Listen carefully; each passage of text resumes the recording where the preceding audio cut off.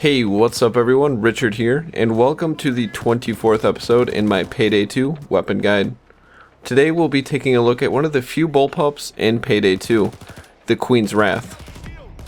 The Queen's Wrath is based off of the SA-80 series of rifles, specifically the H&K upgraded L85A2. The SA-80 series, or small arms for the 1980s, were first introduced in 1985 by the Royal Small Arms Factory, and is now produced by Bay Systems.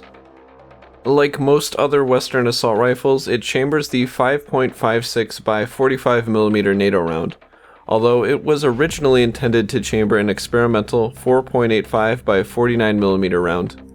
While early SA-80 rifles were plagued with design flaws ranging from mechanical to ergonomic, later rifles proved to be quite effective, and have been the standard issue service rifle for the British Armed Forces for several decades. In-game, the Queen's Wrath has a reputation for being very easy to handle, even while on full auto. However, it does have to sacrifice other stats in order to achieve this. Base damage will be roughly average for the low damage assault rifles at 33, able to hold its own against most police units on the lower difficulties, but may be unreliable on heavier units. Once the weapon is modded, damage should be increased to a level that will be competitive to other rifles in its class. The added damage will make magazines last a bit longer, assuming that you're able to maintain accurate and controlled fire. However, damage is not this weapon's strong suit. Rate of fire for this weapon will be relatively average at 720 rounds per minute. While not the blazing speeds of the Lion's Roar or the Clarion, it does dole out enough firepower to make it usable from the hip. The tame fire rate also makes aiming at distant foes a bit easier, as your sights will remain relatively steady compared to other weapons.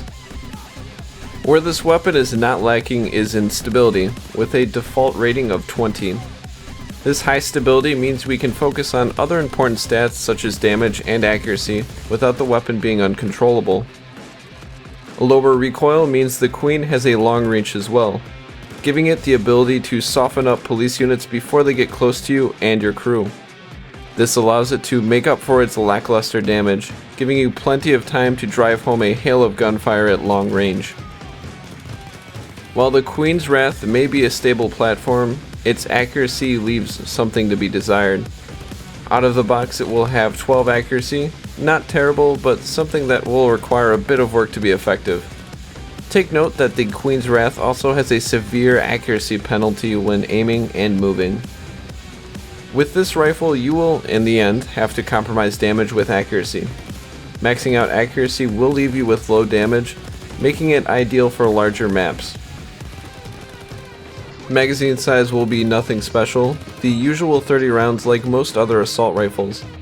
The low fire rate will let you preserve most of your ammo and prevent you from overfiring. Lower damage variants of this rifle may have to reload more often, as it will generally take more shots to down opponents. Focusing on headshots and pacing your engagements will allow you to mitigate this to some extent. Reloads will be very painful, however, comparable to that of the Lion's Roar.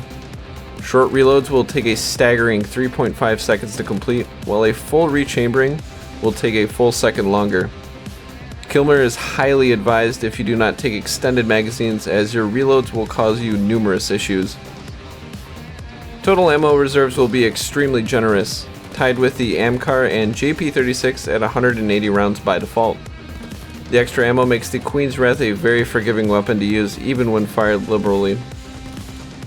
Do note that the Wrath will have a severely reduced ammo pickup, meaning while you may spawn with plenty of ammo, it may be best to forego ammo drops and run straight to the ammo bags. Let teammates with more efficient weapons pick up ammo from the Fallen. Attachments are limited to some extent as far as their effect on the playstyle of the rifle goes. However, we will be focusing on high damage with this rifle, as the extra ammunition will let us miss a few shots here and there.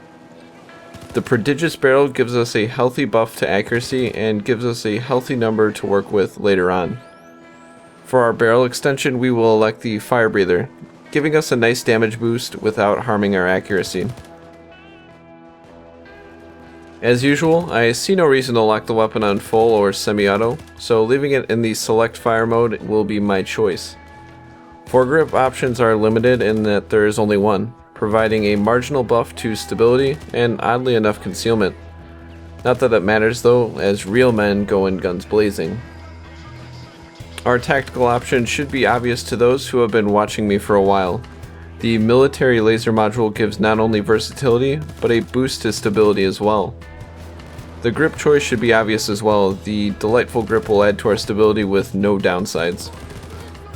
For a magazine choice, I would highly recommend choosing the Expert Mag. Not only will it give us a few extra rounds in the magazine, but also add to our stability. As much as 30 extra rounds would be cool, the drop in accuracy is a little too steep to justify the quad stack magazine. Lastly, our optic choice should be that of the close range variety. The speculator or holographic sight works well. The iron sights aren't terrible, but behave oddly when firing in longer bursts.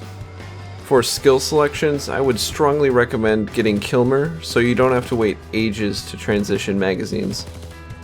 The standard pick of Rifleman and Sharpshooter is a must as well.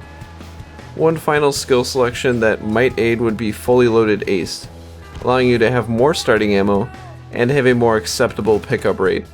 The Queen's Wrath has built itself around controllability and volume of fire, being able to unleash several magazines at variable ranges. However, slow reloads and lackluster ammo pickups can be a problem for those who may not have strategic forethought. Still, in the hands of a well-disciplined player, you'll be a force to be reckoned with. And may God save your enemies. Thank you very much for watching, and if you have any questions, please feel free to ask them in the comments below. Also, check out my Twitter page or Steam group to get updates on future content. But once again, my name is Richard. Peace out, guys.